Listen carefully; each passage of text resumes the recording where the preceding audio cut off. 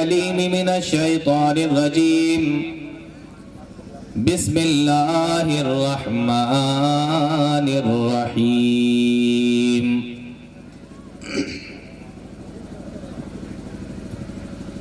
قل هل يستوي الذين يعلمون والذين لا يعلمون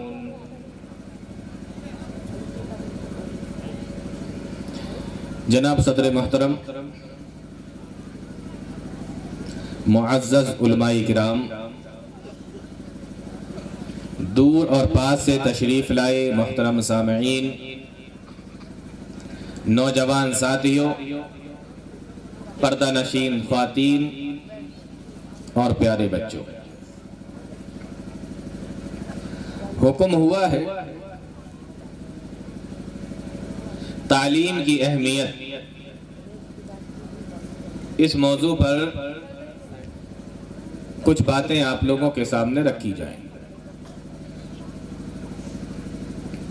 موضوع انتہائی اہم ہے اور بہت ہی حساس بھی ہے۔ مجھ سے جب کہا گیا کہ آپ کو اس موضوع پر بولنا ہے، میں نے کہا تعلیم جیسی چیز پر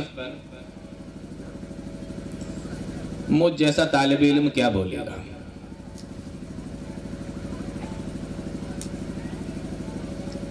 کسی اور عالم سے کہیں وہ اس موضوع پر بات کر لیں، میرے لیے کوئی آسان سا موضوع چن دیجئے تاکہ میں کچھ بول سکوں۔ کہا کہ کمیٹی کا فیصلہ ہو چکا ہے اور آپ کو اس ٹاپک پر بولنا ہے۔ ٹھیک ہے، تو موضوع ہے میرا تعلیم کی اہمیت۔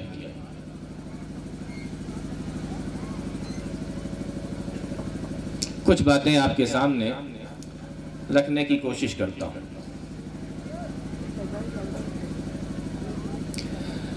دنیا کے اندر ہر مسئلے کی وجہ، دنیا کے اندر ہر مسئلے کی وجہ جہالت، اور دنیا کے اندر ہر مسئلے کا حل علم ہے۔ اگر بات سمجھ میں نہیں آئی ہو تو دوبارہ سے دہرا دیتا ہوں۔ بات آسان ہے، ایک لائن کی ہے، لیکن میرا پورا ٹاپک اسی کے اندر، اگر آپ غور کر لیں تو پورا ٹاپک سمجھ لو میں نے بیان کر دیا۔ دنیا کے اندر ہر مسئلے کی وجہ جہالت ہے، اور دنیا کے اندر ہر مسئلے کا حل علم ہے۔ لوگ باتیں کرتے ہیں کہ معاشرے کی اصلاح ہونا چاہیے۔ الحمدللہ اتنی شاندار کانفرنس، اتنا بہترین پروگرام جو آج آپ سن رہے ہیں، جس میں آپ آئے ہیں، اصلاح امت کانفرنس کے نام سے اس کو منعقد کیا گیا ہے۔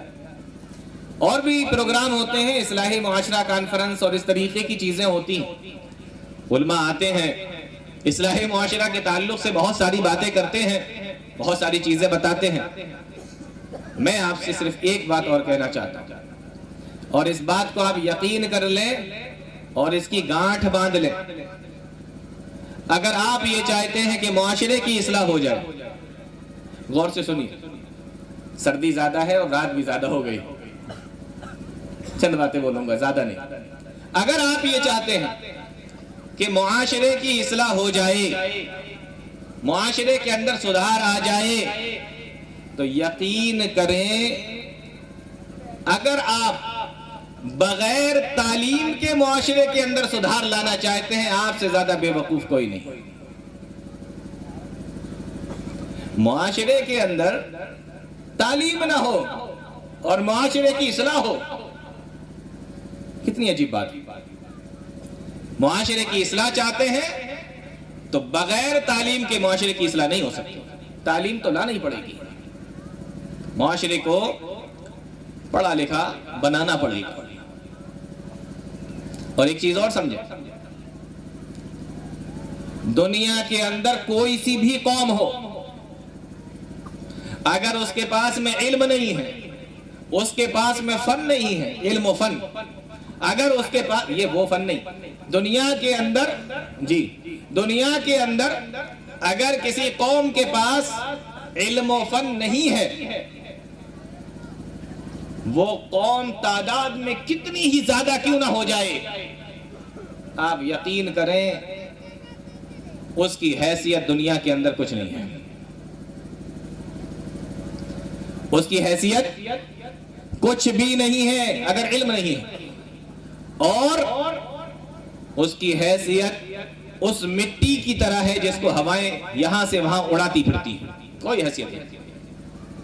یہی وجہ ہے کہ اسلام نے اپنے ماننے والوں کو پہلے دن سے، سمجھ میں آ رہا ہے، اسلام نے اپنے ماننے والوں کو پہلے دن سے تعلیم پر زور دیا، تعلیم پر زور دیا۔ اور سنیں ذرا، پیارے نبی صلی اللہ علیہ وسلم جس سماج کے اندر آئے، جس قوم کے اندر آئے، جس شہر کے اندر اور جس قوم کے اندر پیدا ہوئے، جس سماج کے اندر پیارے نبی صلی اللہ علیہ وسلم تشریف لائے، کون سا گناہ ایسا تھا، کون سی برائی ایسی تھی جو سماج کے اندر نہ پائی جاتی ہوں؟ شرک عام تھا، سینکڑوں جھوٹے خداؤں اور جھوٹے معبودوں کی پوجا کی جاتی تھی، عبادت کی جاتی تھی، طاقت کی حکمرانی تھی، نہ جان محفوظ تھی، نہ مال محفوظ تھا، نہ عزت و آبرو محفوظ تھی۔ بے شرمی اور بے حیائی کا عالم یہ تھا کہ اللہ کا وہ پہلا گھر جو اللہ کی عبادت کے لیے بنایا گیا، وہاں مرد بھی اور عورتیں بھی برہنہ ہو کر، ننگے ہو کر اس کا طواف کرتے تھے، اور پورا معاشرہ جس کی لاٹھی اس کی بھینس کے اوپر چل رہا تھا، اتنا معاملہ خراب تھا۔ بظاہر دیکھنے میں ایسا معلوم ہوتا ہے کہ جب ایسا ماحول ہو تو اللہ تعالیٰ کی طرف سے پہلی وحی توحید کے بارے میں نازل ہونا چاہیے تھی، جس کے اندر توحید کو بیان کیا گیا ہو، جس کے اندر شرک کے تعلق سے بچایا اور ڈرایا گیا ہو، تاکہ لوگ شرک سے بچ جائیں، توحید کو ماننے والے بن جائیں۔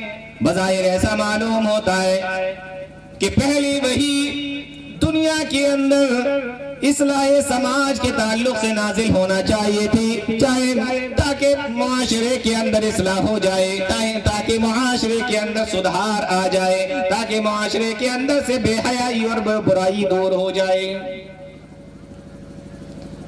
بظاہر ایسا معلوم ہوتا ہے کہ اس طریقے کی وحی نازل ہونا چاہیے تھی کہ دنیا کے اندر سے ظلم ختم ہو جائے، عدل و انصاف کا بول بالا ہو جائے، دنیا کے اندر بھائی چارگی پیدا ہو جائے، اور معاشرہ امن کے اندر جینے لگے، معاشرے کے اندر امن پیدا ہو جائے۔ اس طریقے سے معلوم ہوتا ہے۔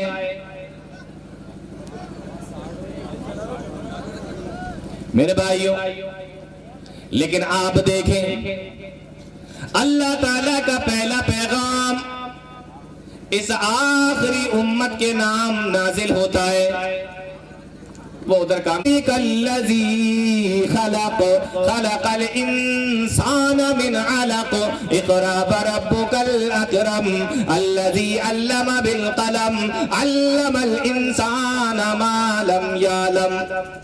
یہ 5 آیتیں نازل ہوئیں۔ پڑھو، اقرا پڑھو، بسم ربک الذی خلق، اپنے رب کے نام سے جس نے پیدا کیا، خلق الانسان من علق، پڑھو جس نے انسان کو جمے ہوئے خون سے بنایا، اقرا بربک الاکرم، پڑھو اپنے پروردگار کے نام سے، اپنے رب کے نام سے جو بڑا کریم ہے، الذی علم بالقلم، جس نے قلم کے ذریعے سے علم سکھایا، علم الانسان ما لم یعلم، اور انسان کو وہ سکھایا جو وہ جانتا نہیں تھا۔ پہلی وحی نازل ہوئی، کیا نازل ہوئی؟ پڑھو۔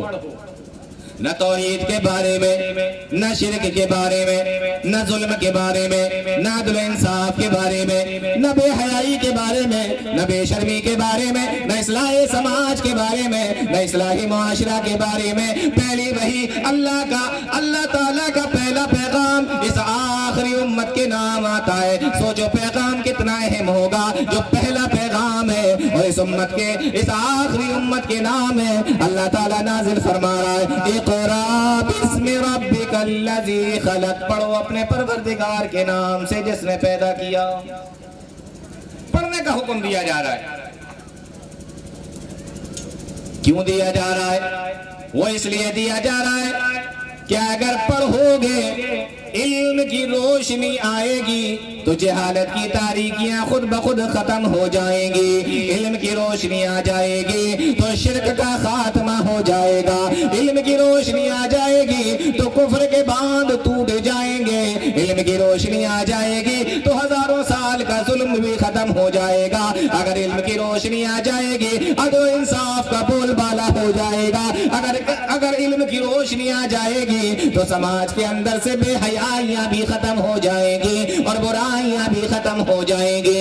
اللہ تعالیٰ فرماتا ہے، اقرا، پڑھو، بسم ربک الذی خلق، اپنے اس پروردگار کے نام سے جس نے پیدا کیا۔ ایک ایک چیز کر کے نہیں بتایا جا رہا ہے کہ شرک کے بارے میں یہ آیت، کفر کے بارے میں یہ آیت، نہیں، ایک چیز بیان کر دی جو سب کا علاج ہے۔ ایک چیز بیان کی جا رہی ہے جو ساری برائیوں کا، ساری بے حیائیوں کا علاج ہے۔ کیا؟ پڑھو، علم حاصل کرو۔ علم آئے گا تو ساری چیزیں، ساری برائیاں اپنی آپ ختم ہو جائیں گی۔ امام مالک رحمہ اللہ فرماتے ہیں، علم جو ہے نا، یہ نور ہے، یہ روشنی ہے۔ کسی مکان کے اندر اگر اندھیرا پڑا ہوا ہو، چور ڈاکو اس کے اندر گھس جاتے ہیں۔ بہت سے لوگوں کو دیکھا گیا کہ اس کے اندر بیٹھ کر شراب بھی پیتے ہیں، جوا بھی کھیلتے ہیں، اس میں ایک کا نشہ بھی کرتے ہیں۔ سانپ بچھو کیڑے مکوڑے اس میں اپنا جگہ بنا لیتے ہیں۔ لیکن اگر اسی مکان کے اندر سے اندھیرا ختم کر دیا جائے، ایک لائٹ جلا دی جائے، ایک روشنی جلا دی جائے، ایک بلب جلا دیا جائے، تو جلدی سے کسی کے گھسنے کی اس کے اندر ہمت نہیں ہوتی ہے۔ سانپ بچھو بھی اس کے اندر اپنا ٹھکانہ نہیں بناتے، کیڑے مکوڑے بھی اس کے اندر جلدی سے نہیں آتے، اور اگر وہ اس کے اندر آ گئے ہو تو پھر وہاں سے نکل جاتے ہیں۔ کیوں؟ صرف ایک لائٹ جلانے کی وجہ سے، ایک بلب جلانے کی وجہ سے، وہاں پر روشنی کرنے کی وجہ سے۔ امام مالک فرماتے ہیں، العلم نور، علم نور ہے، علم روشنی ہے۔ اس معاشرے کے اندر علم آ جاتا ہے، وہاں سے اس طریقے کے کیڑے مکوڑے نکل جاتے ہیں، وہاں سے یہ درندے نکل جاتے ہیں، وہاں سے زہریلے جانور بھی نکل جاتے ہیں، چور ڈاکوؤں کا وہاں پر حملہ بھی نہیں ہوتا ہے۔ اس لیے اللہ تعالیٰ نے اس معاشرے کی اصلاح کے لیے، دنیا کے اندر سے کفر و شرک کو ختم کرنے کے لیے، دنیا کے اندر سے بے حیائی اور برائی کو مٹانے کے لیے ایک چیز بیان فرما دی، اقرا بسم ربک الذی خلق۔ او لوگو، اگر تمہیں اپنے سماج کے اندر سے شرک مٹانا ہو تو پڑھو، اگر تمہیں اپنے سماج کے اندر سے کفر مٹانا ہو تو پڑھو، اور اگر تمہیں اپنے سماج کے اندر سے بے حیائیاں اور برائیاں اور بے شرمیاں مٹانا ہو تو پڑھو، اقرا بسم ربک الذی خلق۔ او لوگو، پڑھو اپنے رب کے نام سے۔ ایک علاج بتایا، کتنی ساری بیماریاں ہیں، کتنی ساری بیماریوں کا صرف ایک علاج، کیا؟ پڑھائی، تعلیم، علم۔ قرآن کریم کی آیتیں دیکھیں، اقرا بسم ربک الذی خلق، پڑھو اپنے پروردگار کے نام سے جس نے تمہیں پیدا کیا، جس نے پیدا کیا۔ سورت کے شروع میں اللہ تعالیٰ نے علم کی فضیلت کو بیان فرمایا، اور سورت کے بیچ میں اللہ تعالیٰ نے مال کی مذمت بیان فرمائی۔ علماء نے لکھا ہے، انسان کو ایسی پڑھائی پڑھنا چاہیے، ایسی تعلیم حاصل کرنا چاہیے جو اس کو دنیا سے موڑ کر دین کی طرف لے جائے۔ اور سورت کو دیکھیں، اللہ تعالیٰ نے سورت کو شروع کیا اقرا بسم ربک الذی خلق، پڑھو اپنے پروردگار کے نام سے. سورت ختم ہو رہی ہے وَاسْجُدْ وَاقْتَرِبْ، سجدہ کر قریب ہو جا. علماء نے لکھا ہے، مفسرین نے لکھا ہے کہ انسان کو ایسی تعلیم حاصل کرنا چاہیے جو انسان کو اللہ تعالیٰ سے قریب کر دے. کچھ بھی نہیں کہ جو چاہ رہے ہیں وہ پڑھ رہے ہیں. اقرا بسم ربک الذی خلق، پڑھو اپنے پروردگار کے نام سے، پڑھو اپنے رب کے نام سے جس نے پیدا کیا. اور ایک بڑی عجیب بات ہے مفسرین نے لکھی ہے کہ یہاں پہلی آیت کے اندر ہی پیدا کرنے کے اوپر پیدا کرنے کی بات کی گئی ہے کہ جس نے پیدا کیا. اس میں اشارہ ہے کہ آگے چل کے تمہیں علم طب بھی حاصل کرنا پڑے گا، ڈاکٹری بھی پڑھنا پڑے گی. اس میں ایک مہین سا اشارہ ہے. خلق کہہ کر یہ بتایا گیا کہ علم طب بھی تمہیں حاصل کرنا چاہیے. اقرا بسم ربک الذی خلق، خلق الانسان من علق، جس نے انسان کو جمے ہوئے خون سے بنایا.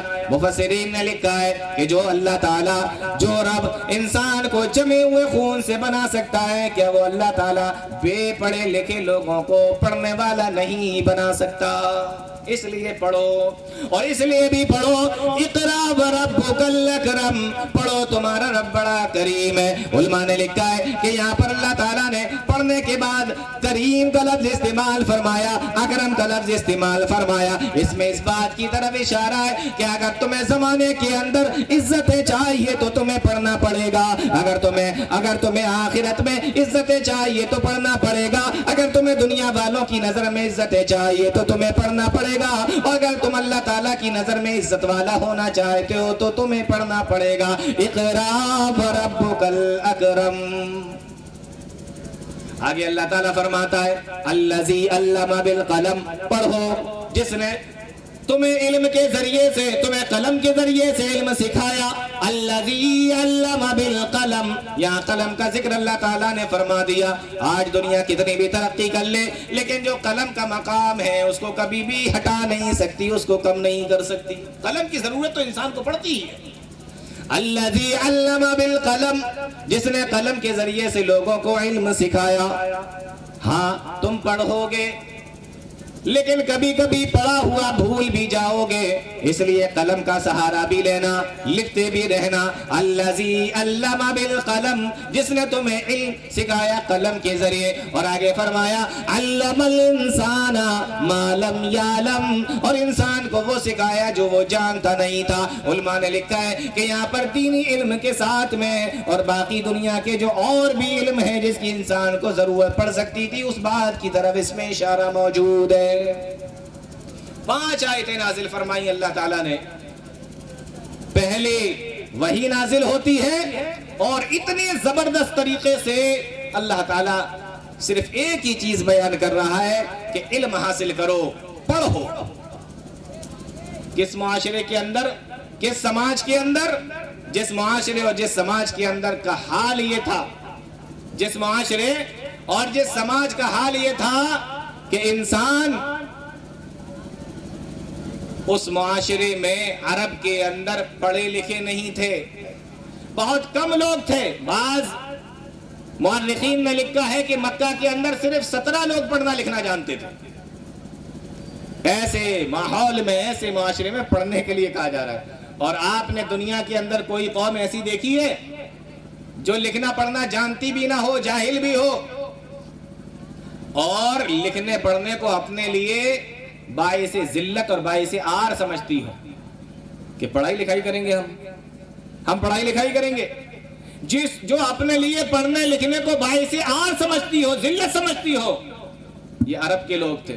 ایک تو پڑھنا لکھنا جانتے نہیں تھے اور اپنے آپ کو پڑھنے لکھنے کے لیے تیار بھی نہیں کرتے تھے، اور اس کو اپنے لیے باعث عار اور ذلت بھی سمجھتے تھے کہ ہم پڑھیں گے. اپنے حافظے کے اوپر ان کو اتنا یقین تھا کہ پڑھنا لکھنا یہ سمجھتے تھے کہ اس میں میری انسلٹ ہے. میں پڑھوں، میں لکھوں، میں لکھ کے رکھوں تو میرے حافظے کا کیا بنا، میرے حافظے کا کیا ہوا پھر. تو اس کو اپنے لیے ذلت سمجھتے تھے.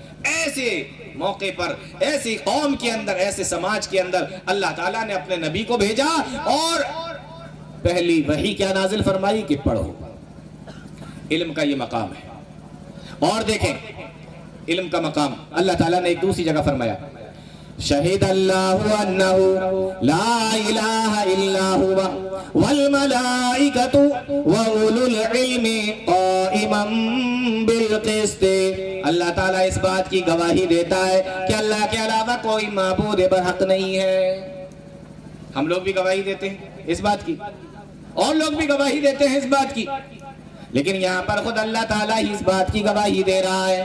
اللہ تعالیٰ اس بات کی گواہی دیتا ہے شہید اللہ انہ لا الہ, اللہ کے علاوہ کوئی معبود برحق نہیں ہے. اللہ تعالیٰ اس بات کی گواہی دیتا ہے ہماری نالج کم ہے, ہمارا علم کم ہے, ہم نے بہت ساری دنیا نہیں دیکھی ہے, ہم نے بہت ساری چیزوں کو نہیں دیکھا ہے, لیکن اللہ تعالیٰ نے ان تمام کی تمام چیزوں کو بنایا, ستاروں کو بنایا, سیاروں کو بنایا, چاند و سورج کو بنایا, پورے کائنات کو بنایا, پورے برہمانڈ کو بنایا.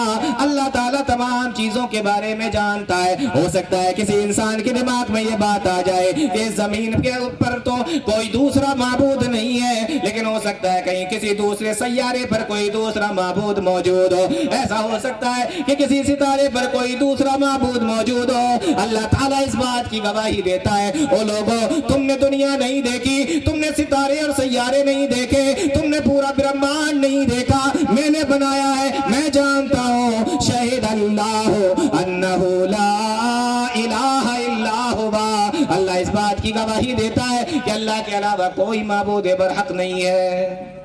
اللہ نے تو دیکھا ہے, اللہ تعالیٰ کو تو معلوم ہے, اس لیے سب سے پہلے اللہ نے گواہی دی تھی کہ اسی زمین پر نہیں, کسی بھی جگہ پر کوئی دوسرا معبود نہیں ہے. اسی طریقے سے علم آنے کے بعد میں انسان بھی سماج کی برائیوں سے لڑتا ہے. اللہ کے نبی صلی اللہ علیہ وسلم نے دودھ کی تعبیر علم سے بیان فرمائی ہے. جتنا ضروری انسان کے لیے دودھ ہے اتنا ہی ضروری انسان کے لیے علم ہے. اور محدثین نے لکھا ہے اللہ کے نبی صلی اللہ علیہ وسلم نے جو یہ بیان فرمایا کہ میں نے اتنا پیا, ایسا محسوس ہوتا تھا کہ دودھ میرے ناخنوں سے نکل رہا ہے. علماء نے لکھا ہے کہ انسان کو بہت زیادہ علم حاصل کرنا چاہیے, خوب علم حاصل کرے, اس طریقے سے اللہ کے نبی صلی اللہ علیہ وسلم نے خوب دودھ پیا تھا. دودھ کی تعبیر علم سے کی گئی.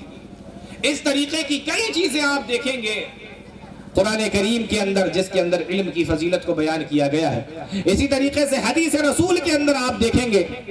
اس لیے اللہ کے نبی صلی اللہ علیہ وسلم نے ایک حدیث کے اندر بیان فرمایا طلب العلم فریضۃ علی کل مسلم, علم حاصل کرنا ہر مسلمان کے لیے ضروری ہے, ہر مسلمان کے لیے فرض ہے. اور آپ کو معلوم ہے کہ فرض دو طریقے کا ہوتا ہے, کبھی فرض کفایہ ہوتا ہے اور کبھی فرض عین ہوتا ہے, لیکن علم حاصل کرنا ہر مسلمان کے لیے میرے بھائیوں ضروری ہے. آج ہمارا حال کیا ہے تعلیم کے تعلق سے, علم کے تعلق سے؟ مان لیجئے آپ کی عمر 60 سال ہے, آپ 60 سال کے ہیں, اور آپ کا کوئی ایسا دوست ہے جس کی عمر 60 سال ہے لیکن وہ مسلم نہیں ہے, کسی دوسرے قوم سے تعلق رکھتا ہے. آپ اس سے کبھی پوچھئے کہ آپ کے جو ناتی پوتے ہیں وہ کیا کرتے ہیں, تو وہ آپ کو بتائے گا کہ چھوٹا والا اس کلاس میں ہے, اس سے بڑا والا اس کلاس میں ہے, اس ناتی اس کلاس میں ہے, پوتا اس کلاس میں ہے, پوتی اس کلاس میں ہے, وہ یہ پڑھ رہا ہے, وہ یہ پڑھ رہا ہے, وہ یہ کر رہا ہے, وہ یہ کر رہا ہے. وہ اپنے پورے گھر کے بارے میں آپ کو بتا دے گا. اور کسی مسلمان کو پکڑیے جو 60 سال کا ہو, اس سے پوچھو تمہارے ناتی پوتے کیا کرتے ہیں, کتنی پڑھائی کرتے ہیں, ابھی سب سمجھ میں آ جائے گا کہ ہمارا حال کیا. دنیا ترقی کرتی ہے, آگے کی طرف جاتی ہے, ہم ترقی کر رہے ہیں, ہم پیچھے کی طرف آ رہے ہیں. ہم تنزلی کے شکار ہیں, وہ ترقی کا شکار ہے. دوسری قومیں علم کے تعلق سے اتنے شعور میں, اور ہم علم کے تعلق سے اتنے لاپرواہ اور اتنے غفلت کا شکار. یہ آج ہمارا حال ہے. مسلمانوں کے محلوں کے اندر چلے جاؤ, 5 مکان بھی میرے بھائیوں ایسے نہیں ملیں گے, شاید کہیں نکل آئے, لیکن عام طور پر حال یہ ہے کہ 5 مکان بھی ایسے نہیں ملیں گے جس مکان کے سارے بچے ہائی اسکول اور انٹر پڑھے ہوئے ہیں. سارے بچے 5 مکان ایسے نہیں ملیں گے. کہاں سے کہاں پہنچ گئے. جس उम्मत के नबी के ऊपर पहली वही ही पढ़ने के ताल्लुक से नाजिल हुई थी, आज उस उम्मत का हाल ये है।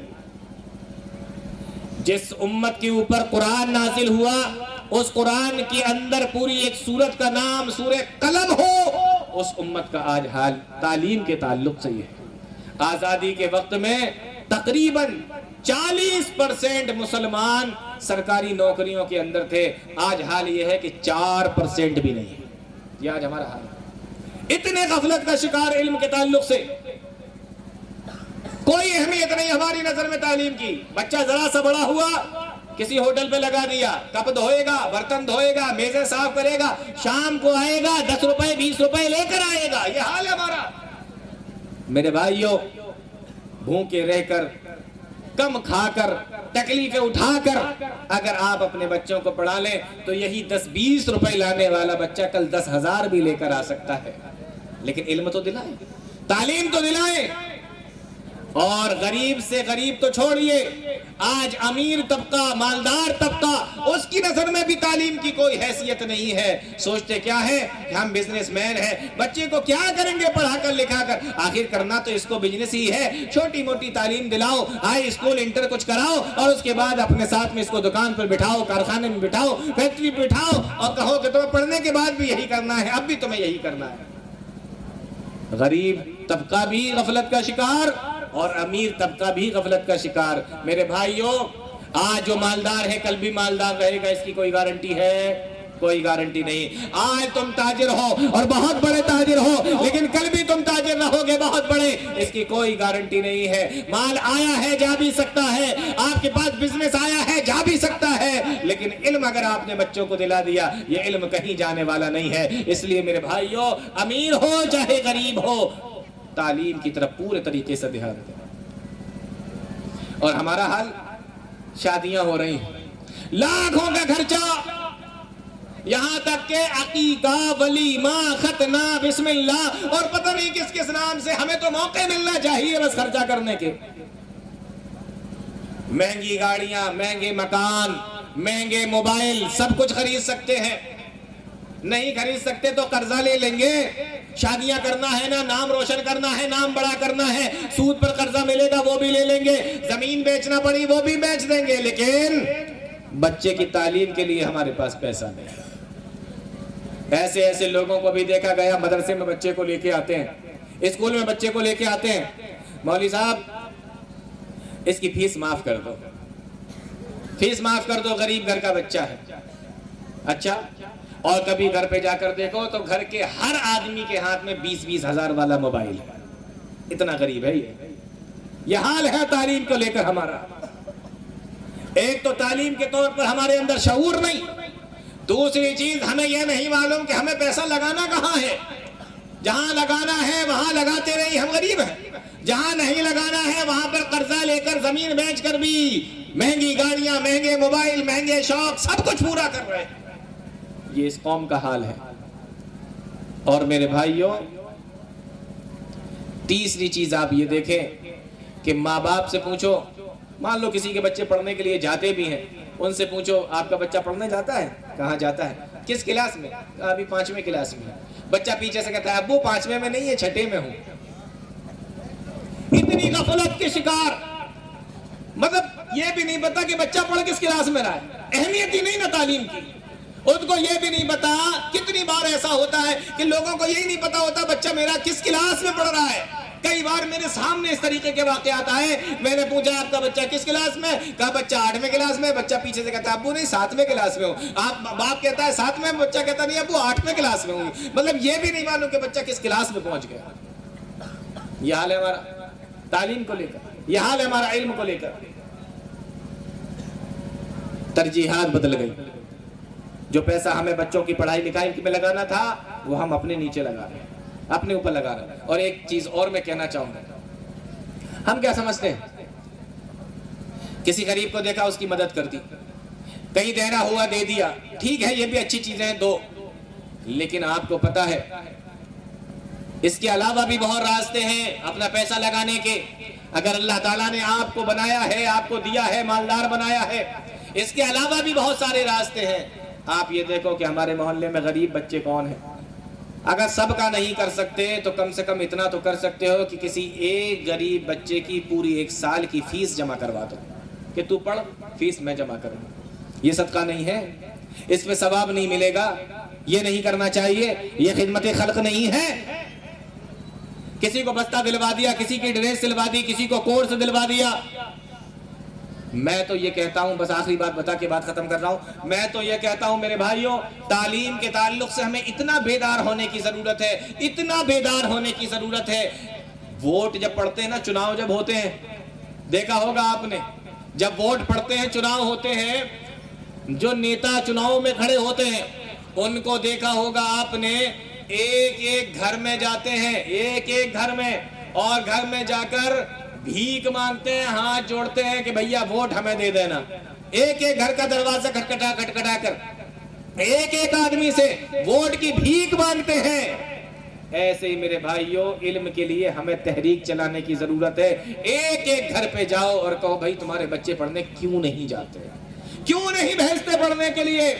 کیوں نہیں جاتے تمہارے بچے پڑھنے کے لیے؟ ایک ایک گھر پہ جانے کی ضرورت ہے. اگر بچے نے پڑھائی بند کر دی ہے تو کیوں کر دی ہے؟ بچہ نہیں پڑھ رہا ہے تو کیوں نہیں پڑھ رہا ہے؟ تم نے اپنے بچے کو ہوٹلوں پہ کیوں بھیجا وہاں کام کرنے کے لیے؟ تم نے اپنے بچے کو کارخانے پہ کیوں لگایا کام کرنے کے لیے؟ تم نے اپنے بچے کو دوسرے کاموں پر کیوں لگا دیا؟ ابھی تو اس کی پڑھائی کی عمر ہے، ابھی تو اس کی پڑھنے کی عمر ہے. ایک ایک گھر میں جاؤ اور ایک ایک گھر کے بچوں کو، ایک ان کے گارجین کو، ان کے ماں باپ سے جا کے کہو کہ اس کو پڑھا. جیسے چناؤ کے ٹائم پہ نیتا جو ہوتے ہیں نا، ووٹ مانگتے ہیں، بھیک مانگتے ہیں ووٹوں کی، ایک ایک گھر پہ جا کر. آج یہ ماحول بن گیا ہے، ایسا کرنا پڑے گا بچوں کو لانے کے لیے. آپ کو پتہ نہیں بچہ امیر ہو یا غریب، کتنے بچے ایسے ہیں جو ہماری قوم کے، ہمارے سماج کے، ہمارے دھرم کے، ہمارے مسلم قوم کے، آپ کو معلوم ہے کتنے بچے ایسے ہیں جو ذہین ہیں، سمجھدار ہیں. ذہانت ان کے ماتھے سے چمکتی ہے، ان کے آنکھوں سے چمکتی ہے. اگر کوئی ہاتھ پکڑنے والا مل جائے تو یہ بچہ کہاں سے کہاں پہنچ جائے. اگر کوئی پڑھانے والا مل جائے تو یہ بچے کہاں سے کہاں پہنچ جائیں. 10-20 روپے میں یہ دوسری جگہ پہ جا کے چائے کے ہوٹلوں پر، کھانے کے ہوٹلوں پر اور دوسرے کارخانوں میں جا کے کام کر رہے ہیں. ہے کوئی ان کا ہاتھ پکڑنے والا، ان کو پڑھانے والا، ان کو آگے بڑھانے والا، ان کے ماں باپ سے جا کر کہنے والا، ان کو سمجھانے والا کہ دیکھو بھیا تم ابھی ان سے جو ہے کام کروا رہے ہو 10-20 روپے کی لالچ میں، لیکن اگر اسی بچے کو تم نے پڑھا لیا، کم کھا کر پڑھایا اور اچھا نہ پہن کر ان کو تم نے اگر پڑھا لیا تو یہی وہ بچہ ہے کل کرسی ڈال کے بیٹھے گا، پین کاپی اس کے ہاتھ میں ہوگی اور اس کے اگل بگل میں 10-20 مزدور کام کر رہے ہوں گے، اور اللہ کی قسم اس اکیلے بچے کی تنخواہ ان 20 مزدوروں سے بھی زیادہ ہوگی. بیداری کی ضرورت ہے میرے بھائیوں.